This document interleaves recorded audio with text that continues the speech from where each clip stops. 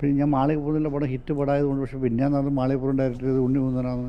അതിൻ്റെ പ്രൊഡ്യൂസറും പറഞ്ഞു, ബാക്കിയുള്ള ആൾക്കാരെല്ലാവരും പറഞ്ഞു അത് ഉണ്ണിമുന്തനാണ് ഡയറക്റ്റ് ചെയ്തതെന്ന്. ആ വീഡിയോ. നമസ്കാരം ആൻഡ് വെൽക്കം ബാക്ക്. എല്ലാവരും സുഖമായിട്ടിരിക്കുന്നു. നിങ്ങളിപ്പോൾ ഫസ്റ്റ് കണ്ടിട്ടുള്ളൊരു വീഡിയോ മുരളി കുന്നുംപുറത്ത്. കാരണം 2 ദിവസം മുന്നേ നമ്മളെല്ലാവരും വളരെ ഞെട്ടലോടുകൂടി കണ്ടിട്ടുള്ളൊരു വീഡിയോ ആണ്. മുരളി എന്ന് പറഞ്ഞിട്ടുള്ള വ്യക്തി ജീവിക്കാൻ ഇനി മാർഗ്ഗമില്ല, അത്രയും കടത്തിൽ മുങ്ങി, ഒരുപാട് പേര് ചതിച്ചു, ഇനി ഞാൻ ജീവിതം അവസാനിപ്പിക്കുക എന്ന് പറഞ്ഞിട്ടൊരു വീഡിയോ വന്നിരുന്നു.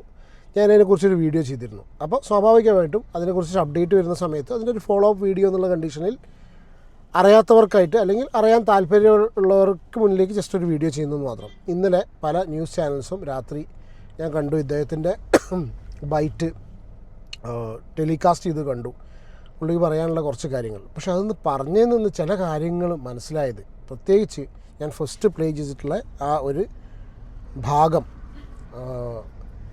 ഈ മാളികപ്പുറം എന്ന് പറഞ്ഞിട്ടുള്ള മൂവി ഡയറക്റ്റ് ചെയ്തത് ഉണ്ണിമുകുന്ദനാണ് എന്ന് പറഞ്ഞിട്ടുള്ള ഒരു, നിങ്ങൾ ഫസ്റ്റ് കേട്ടിട്ടുള്ള ക്ലിപ്പുണ്ട്. അതിനൊക്കെ കുറച്ച് കാര്യങ്ങളും കൂടി പുള്ളി പറയുന്നുണ്ട്. കാരണം 22 കോടിയുടെ ബാധ്യതയാണ് സിനിമയുടെ ഈ ഒരു സിനിമയിൽ നിന്ന് വന്നിട്ടുള്ളത്. നമുക്ക് ആ ഉണ്ണിമുകുന്ദൻ്റെ വിഷയത്തിലേക്ക് കിടക്കാം. അതിന് മുന്നേ ഒരു കാര്യം പറയാമെന്ന് വെച്ചാൽ, ഞാൻ പറഞ്ഞിരുന്നു ഓൾറെഡി, നമുക്ക് ഈ വെള്ളം സിനിമയായിട്ട് കുറച്ച് കണക്ഷൻസ് ഉണ്ട്. അപ്പോൾ ആ വ്യക്തിയോട് സംസാരിച്ച സമയത്ത് തന്നെ മനസ്സിലായിട്ടുള്ളൊരു കാര്യമാണ്, വെള്ളം സിനിമ പോലും അതൊരു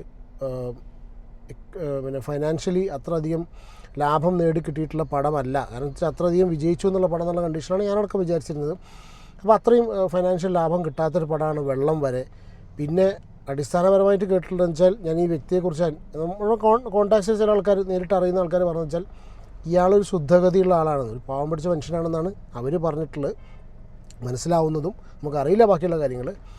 വളരെ സ്ട്രെയിറ്റ് ഫോർവേഡായിട്ടുള്ള ഒരു മനുഷ്യൻ, ഒരുപാട് കഷ്ടപ്പെട്ട് അധ്വാനിച്ച് മറ്റ് മേഖലകളിൽ നിന്ന് ഉണ്ടാക്കിയിട്ടുള്ള പൈസ അറിയാത്ത ഒരു ബിസിനസ്സിൽ ഇൻവെസ്റ്റ് ചെയ്തു. പല ആൾക്കാരെയും വിശ്വസിച്ചു, അവരൊക്കെ പറ്റിച്ചു എന്നാണ് ഭാഷ ശരിക്ക്.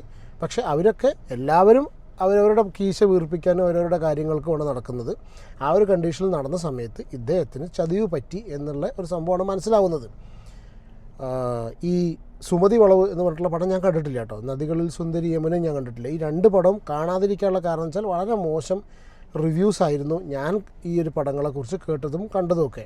അപ്പോൾ ആ ഒരു കാര്യം കൊണ്ട് തന്നെ ഞാൻ വെച്ച് വെറുതെ ഇനിയിപ്പോൾ എന്തിനാ, നമുക്ക് അങ്ങനത്തെ ഒരു സിറ്റുവേഷൻ, അങ്ങനത്തെ ഒരു പടം ആയിട്ടാണ് എനിക്ക് ഞാൻ കേട്ടിട്ടുള്ളത്. ഞാൻ ആ പടത്തിനെ പറ്റി പറയാൻ ആരുമല്ല, കാരണം വെച്ചാൽ ഞാനത് കണ്ടിട്ടില്ല. പക്ഷെ എന്താണെങ്കിലും പടം 22 കോടി രൂപ.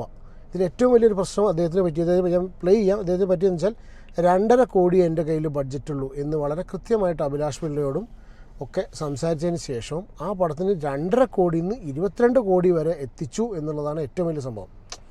അടിസ്ഥാനപരമായിട്ടൊരു കാര്യത്തിലേ ഉള്ളൂ, നമുക്ക് അറിയാവുന്ന പരിപാടിക്ക് നമ്മൾ ഇറങ്ങാവൂ. നമ്മളൊന്നും ഇയാളുടെ ഇദ്ദേഹത്തിൽ നിന്ന് ഉപദേശിക്കാനൊന്നും ആരുമല്ല. കാരണം ഒന്നുമില്ലാത്ത സിറ്റുവേഷനിൽ 32-ാമത്തെ വയസ്സിൽ വെള്ളടിയൊക്കെ നിർത്തിയിട്ട് വലിയൊരു ബിസിനസ് എംപയർ, നമ്മൾ ആ സിനിമയെ കാണിക്കുന്ന അത്രയും വലിയ ഒരു ആംപ്ലിഫൈ ചെയ്ത് കാണിക്കുന്നില്ലെങ്കിൽ കൂടെ അത്യാവശ്യം നല്ല രീതിയിൽ ഒരുപാട് രാജ്യങ്ങളിൽ ടൈൽസിൻ്റെ ബിസിനസ്സും മറ്റുള്ള പല ബിസിനസ്സുകളും ചെയ്ത് സക്സസ് ആയിട്ടുള്ളൊരു വ്യക്തിയാണ്. പക്ഷേ അങ്ങനെയുള്ള സിറ്റുവേഷനിൽ അറിയാത്ത പരിപാടിക്ക് നമ്മൾ ഇറങ്ങുന്ന സമയത്ത് നമ്മുടെ ചുറ്റും ഇതുപോലെ നമ്മുടെ കാശ് അടിച്ചുകൊണ്ട് പോകാൻ പല നൊണ്ടി ന്യായങ്ങളും കൊണ്ടുവരുന്ന ഒരുപാട് വ്യക്തികളുണ്ട്. അവർ നമ്മൾ പ്രോപ്പറായിട്ട് ഐഡൻറ്റിഫൈ ചെയ്തില്ല എന്നുണ്ടെങ്കിൽ ഇതിലേറെ ഭീകരമായിരിക്കും അവസ്ഥ. എന്തായാലും പുള്ളി ഫേസ്ബുക്കിൽ ഈ ഒരു വീഡിയോ പോസ്റ്റ് ചെയ്തതിൻ്റെ ഉടനെ തന്നെ പുള്ളി ആ വീഡിയോ ഡിലീറ്റ് ചെയ്തു. പക്ഷേ ഫേസ്ബുക്കിൻ്റെ കണക്റ്റഡ് ആപ്ലിക്കേഷൻ ആയിട്ടുള്ള ത്രെഡ്സിൽ ആ ഒരു വീഡിയോ കിടന്നിരുന്നു. ഒരാഴ്ച മുന്നേ ചെയ്തൊരു വീഡിയോ ആണ്. ആ വീഡിയോ ഇപ്പോൾ ആരോ കണ്ടുപിടിച്ച് എടുത്ത് റീപോസ്റ്റ് ചെയ്തു. ഒരുപാട് പേര് ഇതിനെക്കുറിച്ച് റീപോസ്റ്റ് ചെയ്തതെന്ന് വെച്ചാൽ, ഇദ്ദേഹത്തിനൊന്നും സംഭവിക്കരുത്, ഇയാളിപ്പോൾ എന്താ സ്ഥിതി, ഇയാൾക്കിപ്പോൾ എന്തെങ്കിലും സംഭവിച്ചു എന്നുള്ള കണ്ടീഷനിലായിരുന്നു. ഈവൻ ഞാൻ കണ്ട സമയത്ത് വരെ പുള്ളിയായിട്ട് കണക്റ്റഡ് ആയിട്ടുള്ള ചില ആൾക്കാരോട് വിളിച്ചു ചോദിക്കാൻ, കാരണം ഇയാൾക്ക് എന്തെങ്കിലും പറ്റുമോ എന്നറിയാൻ വേണ്ടിയിട്ടായിരുന്നു. അപ്പോൾ വിഷ്ണു ശശി ശങ്കർ എന്ന് പറഞ്ഞിട്ട്, ഡയറക്റ്റഡ് ബൈ വിഷ്ണു ശശി ശങ്കർ, എന്നല്ലേ ഫുൾ നെയിം, മാളികപ്പുറം മൂവിയുടെ ഡയറക്ടറായിട്ടുള്ള വിഷ്ണു ശശി ശങ്കർ. വിഷ്ണു അല്ല ആ ഒരു പടം ഡയറക്റ്റ് ചെയ്തത്. അഭിലാഷ് പിള്ളയാണെന്നുണ്ടെങ്കിലും കാര്യമായിട്ടുള്ളൊരു കോൺട്രിബ്യൂഷൻസ്, റിട്ടൺ ബൈ അഭിലാഷ് പിള്ളയാണ് മാളികപ്പുറം ആണെന്നുണ്ടെങ്കിലും കാര്യമായിട്ടുള്ള ഒരു കോൺട്രിബ്യൂഷൻസ് ആ ഒരു പടത്തിനും ചെയ്തിട്ടില്ല എന്നുള്ളതും, പ്ലസ് അതിൻ്റെ കൂട്ടത്തിൽ പ്രത്യേകിച്ച് പറയുന്നത് വിഷ്ണുവിനെ കുറിച്ചാണ്. പിന്നെ വേറെ 2-3 പാണത്തൂർ അങ്ങനത്തെ കുറച്ച് ടീമിനെ കുറിച്ച് വേറെയും പറയുന്നുണ്ട്. ഏതായാലും പണി അറിയാത്ത കുറേ ആൾക്കാർ പണി അറിയാത്ത കുറേ ആൾക്കാരെന്ന് പറഞ്ഞാൽ അവരെ കുറ്റം പറയണേക്കാളും ഏറ്റവും കൂടുതൽ കുറ്റം പറയണത് ഇത്രയും അനുഭവ സമ്പത്തുണ്ടായിട്ട് ഇത്രയും രാജ്യങ്ങളൊക്കെ കറങ്ങി ഇത്ര അധികം ആൾക്കാരുടെ മനുഷ്യരെ ഫേസ് ചെയ്യുക, ലോകം കറങ്ങുക എന്നുള്ള തന്നെ എക്സ്പീരിയൻസാണ്. ഇത്രയധികം എക്സ്പീരിയൻസ് ഉണ്ടായി കഴിഞ്ഞിട്ടും സിനിമ എന്ന് പറഞ്ഞിട്ടുള്ള ഒരു സംഭവത്തിലേക്ക് വിളിച്ച് കൊണ്ടുപോയിട്ട് ഒരു പക്ഷേ ചിലപ്പോൾ പറ്റിക്കപ്പെട്ടതായിരിക്കാം. കാരണം ഇത്രയും വലിയൊരു മൂവി, ഇപ്പോൾ മാളയപ്പുറം പോലത്തെ മൂവിയുടെ പുറകിൽ വർക്ക് ചെയ്തിട്ടുള്ള ആൾക്കാർ വരുന്ന സമയത്ത് സ്വാഭാവികമായിട്ടും അയാളുടെ മനസ്സിലും തോന്നിക്കാണും ഇയാൾക്ക് ഈ ബിസിനസ്സെന്നും കാര്യങ്ങളിൽ നിന്നൊക്കെ ഒരുപാട് കടങ്ങളുണ്ടായിട്ടുണ്ട്. അത് തീർക്കാനുള്ളൊരു മാർഗ്ഗമായിട്ടാണ് പുള്ളി ഈ ഒരു സിനിമേനെ കണ്ടിട്ടുള്ളത്. അപ്പോൾ ആ ഒരു സിറ്റുവേഷനിൽ വന്ന് പെട്ടുപോയി 2.5 കോടി എൻ്റെ കയ്യിലുള്ളൂ എന്ന് പറഞ്ഞിടത്തുനിന്ന് 22 കോടി വരെ അളിയന്മാർ എത്തിച്ചു എന്നുള്ളതാണ് പുള്ളി പറയുന്നത്. ഞാൻ വീഡിയോ പ്ലേ ചെയ്യാം. അതിലേക്ക് പറഞ്ഞതൊക്കെ സത്യമാണ്, ഒരു കളവുമില്ല. പിന്നെ അഭിലാഷ് ഇപ്പോൾ ഒരു വീഡിയോ, അഭിലാഷിൻ്റെ ഒരു പോസ്റ്റ് കണ്ടു, സാറ്റലൈറ്റ് പോയിട്ട് സി ചാനലിൽ സാറ്റലൈറ്റ് എവിടെയാണ് പോയെന്നൊന്ന് ചോദിക്കണം. സുമതി വളവ്. സാറ്റലൈറ്റ് പറഞ്ഞാൽ ടി വിയിൽ വരുന്നത്, അതായത് അറിയാലോ സാറ്റലൈറ്റ് ഒ ടി ടി പറഞ്ഞാൽ നമ്മുടെ ആമസോൺ, നെറ്റ്ഫ്ലിക്സ് ആണ് OTT ചാനൽ. സാറ്റലൈറ്റ് റൈറ്റ്സ് പോയിട്ട് പറഞ്ഞിട്ട് സാറ്റലൈറ്റ് എവിടെ പോയി എനിക്കറിയില്ല. ആ സിനിമയുടെ മൊത്തം പിന്നെ അവസാനം ഗോകുലം വന്നിട്ട് അവരാണ് നമ്മളെ രക്ഷിച്ചത്. അവരില്ലെങ്കിൽ നമ്മളെ പടം ഒരിക്കലും ഇറങ്ങില്ല. ഞാൻ കണക്ക് എൻ്റെ മൊബൈലിലിട്ടാ 22,56,77,260 വിത്ത് GST. നമുക്ക് ചിലവ്, നമ്മൾ ചിലവായത് 16,81,00,000 നമുക്ക് ചിലവായി. പിന്നെ ഡിസ്ട്രിബ്യൂഷൻ എക്സ്പെൻസ്, പിന്നെ യൂണിറ്റ് എക്സ്പെൻസ്, മറ്റേ ടെക്നീഷ്യന് കൊടുക്കാൻ ഇത് എല്ലാം കൂടി, പിന്നെ ഡിസ്ട്രിബ്യൂഷൻ എക്സ്പെൻസ് 4 കോടി, ഗോകുലത്തിന് ഇൻട്രസ്റ്റ് 1,95,00,000. അത് ചിലപ്പോൾ അവർ വേണ്ടെന്ന് നോക്കുമായിരിക്കും. എന്നാൽ അറിയില്ല, എന്നാൽ തന്നെ പടത്തിന് നഷ്ടം തന്നെയാണ്. അവർ വിത്ത് ഇൻട്രസ്റ്റാണ്. ഞാൻ ഇവിടെ 1ഉം 2ഉം പൈസ പോയാൽ തന്നെ മനുഷ്യൻ്റെ അടപ്പൂരണ ഒരു സാഹചര്യമാണുള്ളത് അല്ലേ? ആ കോലത്തിലാണ് കോടികളുടെ നഷ്ടം എന്ന് പറഞ്ഞാൽ. ഞാൻ ഇത്രയും പ്രശ്നത്തിലാണെന്ന് ഒന്ന് കാണാനോ? 6 കോടി സംതിങ് നമ്മുടെ ചിലവായി. പിന്നെ ബാക്കി ബന്ധപ്പെട്ട മേഖലയിൽ പ്രവർത്തിക്കുന്ന ആളല്ല. ഒരു പടം കാണുമ്പോൾ തോന്നൂല്ലേ 22 കോടി പറഞ്ഞാൽ വിശ്വസിക്കൂല. പണം വേറെ രീതിയിൽ ചെലവഴിച്ചു എന്ന് വിശ്വസിക്കുന്നുണ്ടോ? പണം സിനിമയായിട്ട് മാത്രം ചിലവില്ല. അതിപ്പം പ്രൊഡക്ഷൻ കൺട്രോൾക്കും അവർക്കും എല്ലാവർക്കും അറിയുന്ന കാര്യം. സിനിമയായിട്ടുണ്ടല്ലോ, 5 പൈസ ചിലവായിട്ടില്ല. അവർ 3 പേര് ഒപ്പിട്ട് തന്ന സാധനം എൻ്റെ കയ്യിലുണ്ട്.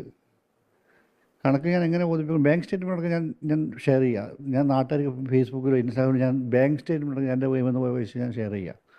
16 കോടി സംതിങ് നമ്മുടെ അടുത്ത് ചിലവായി. പിന്നെ ബാക്കി സുഹിത്തിൻ്റെ ചിലവായി. സിനിമ ഇറങ്ങി അവരെന്നെ കുറിച്ച് അന്വേഷിച്ചില്ല. അഭിലാഷ് അടക്കം വിളിക്കും. എനിക്ക് അഭിലാഷിനോട് സത്യം പറഞ്ഞാൽ അഭിലാഷ് ഈ പടത്തിൻ്റെ ഫിനാൻസ് ഒപ്പിക്കാൻ എല്ലാം അഭിലാഷ് എല്ലാം ഉണ്ടായി. പക്ഷേ അവസാനം ഈ പടം ഇങ്ങനെ ആയ സമയത്ത് തന്നെ ഒന്ന് കാണാനോ, ഞാൻ ഇത്രയും പ്രശ്നത്തിലാണെന്ന് ഒന്ന് കാണാനോ വിഷ്ണു ആരും വന്നിട്ടില്ല. തങ്ങളുടെ സാമ്പത്തിക പ്രതിസന്ധിയെ പറ്റി അവർക്ക് നേരത്തെ തന്നെ നന്നായിട്ട് അറിയാം. അവർക്ക് ഇയാൾക്ക് ഇത്രയും നഷ്ടം വരുന്ന അവർക്ക് കൃത്യമായിട്ട് അറിയാം. ഒന്ന് കാണാൻ വരുമോ, ഒന്ന് സമാധാനിപ്പിക്കുമോ, ചെയ്തിട്ടില്ല. അവരെന്തൊക്കെയാണ് പറഞ്ഞ് വരുത്തിയത്, അവരെന്തൊക്കെയാണ് പറഞ്ഞ് വരുത്തുന്നത്.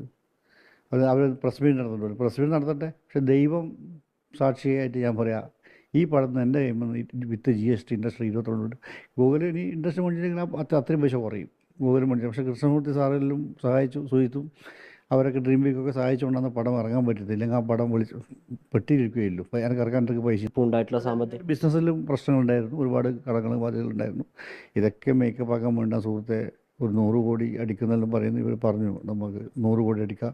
മാളയപ്പുറം 100 കോടി അടിച്ചു. പക്ഷേ മാളയപ്പുറം പ്രൊഡ്യൂസർ വിളിച്ച സമയത്ത് 75 കോടി അടിച്ചില്ല പടത്തിന്. 75 കോടിയാണ് അതിൻ്റെ കളക്ഷൻ. ഇവർ 100 കോടി എന്നോട് പറഞ്ഞത്. അത് ഉണ്ണിമൂന്നനെ ഡയറക്റ്റും ചെയ്ത പടം. വിഷ്ണു ഒരു നോക്കുകൂത്തിയായിട്ട് നിന്നാന്ന് പറഞ്ഞു കേട്ടത്. അത് എല്ലാം ഇവരോടൊക്കെ തുറന്ന് നിങ്ങൾ ചോദിക്കണം. ഉണ്ണിമൂന്നനോടായാലും ഇവരോട് നിങ്ങൾ ചോദിക്കണം, സത്യമാണെന്ന് ചോദിക്കണം. നിങ്ങൾ രാധാകൃഷ്ണനോട് ചോദിക്കണം, ചേട്ടനോട് ചോദിക്കണം, മിക്സിങ്ങിന് വന്നിരുന്നത് വിഷ്ണു ആണോ അല്ല ഉണ്ണിമൂന്നനാണോ? രഞ്ജിൻ രാജിനോട് ചോദിക്കണം, മ്യൂസിക്കിൽ വന്നിരുന്നത് ഉണ്ണിമൂന്നനാണോ വിഷ്ണു ആണോ? എന്നോട് ചോദിക്കണ്ട. ഞാൻ പറഞ്ഞ ചിലപ്പോൾ കളവാന്ന് വിശ്വസിച്ച് ഇവരോടൊക്കെ ചോദിച്ചു നോക്ക്. അങ്ങനെ ഒന്നെങ്കിൽ ഇറങ്ങുന്ന പണിക്ക് അവനാന് വിവരം വേണം, അല്ലെങ്കിൽ ആത്മാർത്ഥതയുള്ള ആൾക്കാർ കൂടെ വേണം, അല്ലെങ്കിൽ വിവരമുള്ള ആൾക്കാർ എന്തെങ്കിലും പരിപാടിക്ക് ഇറങ്ങുമ്പോൾ നമ്മുടെ സ്വന്തപ്പെട്ടുള്ള ആൾക്കാർ, മക്കളോ വൈഫോ ഭാര്യമാരോ ഹസ്ബൻഡോ ആരാച്ചാലേ ഏട്ടനോ സ്വന്തമായിട്ട് നമ്മൾ നന്നാവണം, നമ്മുടെ രീതിയിലുള്ള നമുക്ക് പ്രശ്നങ്ങൾ വരരുത് എന്ന് ആഗ്രഹിക്കുന്ന ഒരു കൂട്ടം ആൾക്കാർ നമ്മളെ ചുറ്റുമുണ്ടെങ്കിൽ ഈ വക പരിപാടികൾക്ക് ഇറങ്ങാൻ പാടുള്ളൂ. അതാണ് ഇതിന്ന് വളരെ സിമ്പിളായിട്ട് പഠിച്ചിട്ടുള്ള ഒരു പാഠം.